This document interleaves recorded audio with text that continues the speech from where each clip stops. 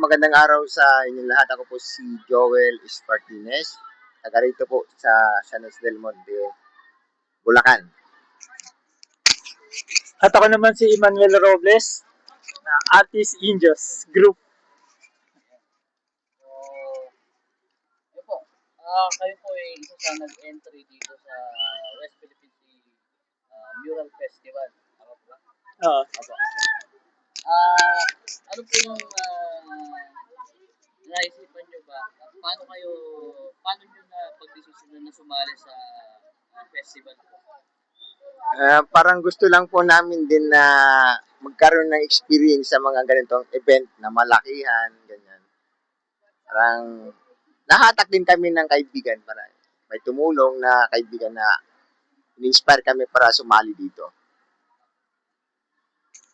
Nakakatuwa lang din sumali kasi magta-challenge ka talaga, maraming magagaling. Saka ang layunin talaga namin dito para makikoopera sa nagaganap na festival para sa ating karagatan.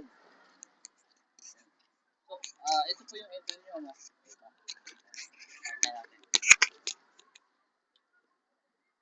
So, yung entry nyo po, ilang araw nyo po tinapos? 10 days, o mga 2 weeks siguro. Mga 2 weeks siya. Pag tinutukan namin. Kasi masyadong mainit. Kaya minsan hindi kami gumagawa ng may araw. Pag may time lang kami. Pag may time. Pag may available time. Kaya sa gabi, ganyan, mas malamig sa gabi, doon kami gumagawa talaga. Bali, 10 days. 10 days siguro. Mga ganun. Mga ganun.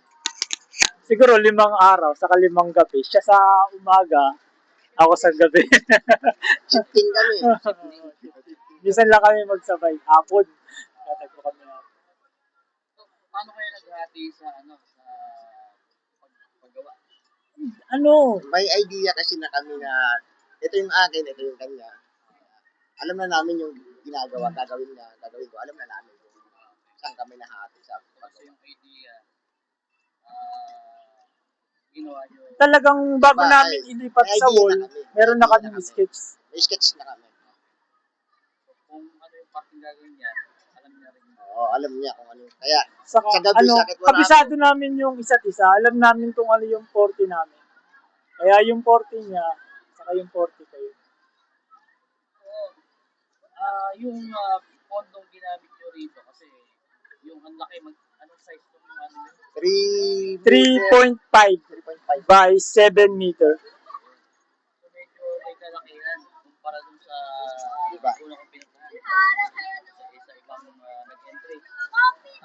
Magkano, saan nyo kinuha yung pondo? At paano nyo Sa sariling bulsa. Yung bulsa lang. Walang tumulong sa amin, di ba eh? Kami na lang sinuporta namin sarili namin.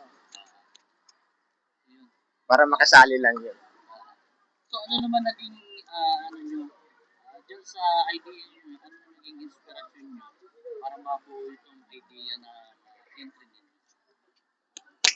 Pinapakita kasi dyan yung pagtayo. Kumbaga, yung mga bata dyan, bukod sa sumisimbolo sa henerasyon, yan din yung kumbaga, kumakatawan sa atin o bilang pangsuporta o sa soberanya ng bansa natin. Yung barko kasi dyan binuhat eh. So, ibig sabihin, may pag-aalaga sila.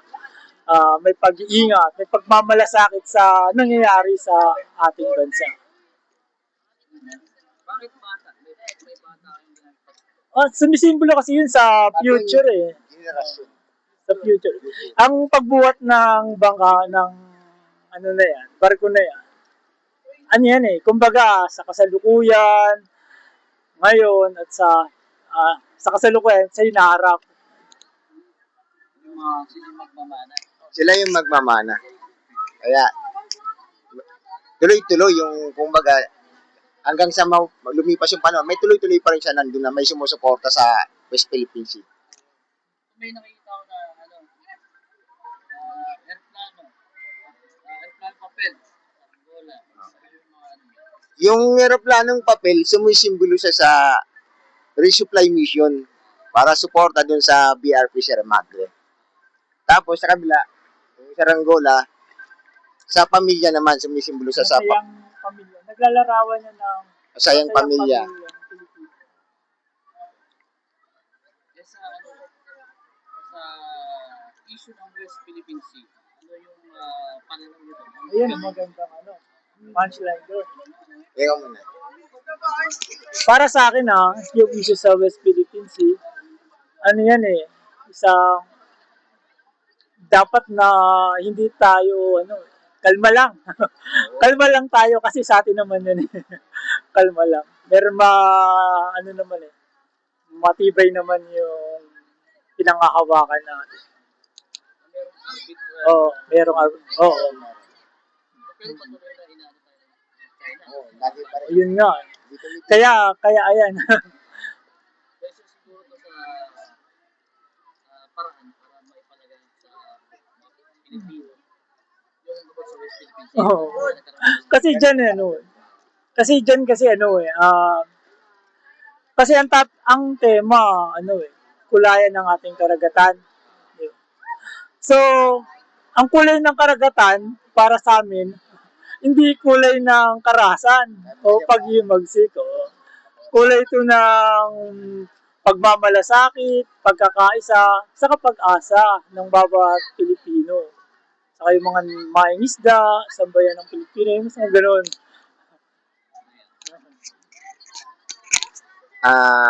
Eto kaya sa pamamagitan ng drawing namin, likha namin, pinapakita lang namin yung aming suporta para sa ating West Philippine Sea. Kasi talaga naman ay atin yan. Hindi tayo dapat pangimasukan ng kung sino-sinong tao o ibang bansa. Kasi may teritoryo na tinatawag. So, hanggang doon, yun ang support namin para sa West Philippine Sea. atin talaga Atin ito. West Philippine Sea. Atin ito. West Philippine Sea, atin ito. So ano pa lang, may title ba? Oo. Title mo, title. Ang title nitong ginawa namin, Sanktuaryong Dagat. Kasi karagatan, ito yung tahanan ng mga isda, yung kaligtasan, yung kumbaga, saan yung mga isda ay ligtas na namumuhay, ganun, sanctuary siya. Sanctuary na rin sa Pilipinas. Ganun. Oo. Kabuhayan. Yung parang natin. Kaya ganun yung niya. Sanctuaryong dagat. Kulay ng pagmamalasakit, pagkakaisa at pag-asa. Yun yung title. So ano naman mensahe mo sa mga kabataan na gusto matuto mag-pinta, maging patikang ang tawag doon, visual art. Naku, wag silang susuko sa pagpipinta. Mahirap talaga, puro struggle, Tuloy lang. Pagka ikaw natutong sa simula, natuto ka na mag-drawing, ituloy mo lang kung yun ang gusto mo. Basta kung ano yung nararamdaman mo sa sarili mo, tuloy mo lang. Walang mawawala. Pag i-improve mo ng hanggang sa gumaling ka, parang ganun. Yun lang payo ko. Gumamit ka, may mga inspirasyon, di ba? Kami, naano rin din, na-spot din kami kasi mga katulad, mayroon kang makikilala na mga artist din. Isa sila sa mga susuporta rin sa'yo balang araw pag naano mo yun, mga kilala mo yun. Edad pa kaya na-start na Nag-start ako, alin ba yung pag-mural o drawing lang. light drawing? High school, dito ako nag-start sa school na to. Dito ako Hindi ko na alam Oo, hindi ko alam, hindi ko na matandaan. dito ako natuto sa school na to, kaya bumalik ako rito. Maraming naituro sa akin to eh. Kaya bumalik ako rito na Ang alam ko lang, pa-drawing lang ako. Ginagamit ko lang para mang-asar. Drawing ko yung mga klase ko, teacher ko, pinapapangit ko, minamarder ko yung mga mukha. Yun lang. Hindi ko alam na mapupunta ako sa ganitong katayuan yun. Gumaling. So marami na rin yan na competition. Nung high school ako, marami talaga. Nung high school ako, dito ko natutong lumaban ng mga competition eh. Pinulat sa sali nila ako sa mga art competition. Mga regional, yung mga school-school. Hanggang yun, nag-improve ako na parang gusto ko na tong karirin. Sabi ko, sige, walang mawawala sa akin. Hanggang yun lang. Hanggang ngayon, ito Ngayon, ito na naman, karir na talaga. yun lang, ganun na. Talaga, kinarir ko na. Marami naman tanggap. Di na mawawala to sa akin eh. Ito na yung life ko eh. Tumatanggap ka rin na tanggap. Magawa. Mga canvas na mga Trade. hindi, lang ako, mga landscape, ganyan, mga tawag dito. Basta sariling isip kung ano yung maisip ko yun ang Tapos, merong umu-order, nagkakagusto naman. Ayun, bumabalik lang sa pabalik-balik na, ito, gusto mo, gawa mo ko uli na ito. Ganun lang. Tapos na ako. Naging ano na rin to, di ba? Ay, Source Source of of income. income, Naging karir na. Malaking bagay. Wala? wala akong masabi. Usapang mas Philippines. wala akong masabi, wala akong masabi. Yun lang. Mensahe nyo lang siguro sa ano nyo, sa gawa nyo. Ano pa yun? Mensahe ko sa gawa ko, good luck. Good luck sa amin. May pag-asa naman na mapasok. Hindi po namin alam eh. Nasa judge po ang Nasa judge po ang batas eh. Ayaw na yung magsalita ng tapos Pero kita-kit sa finals.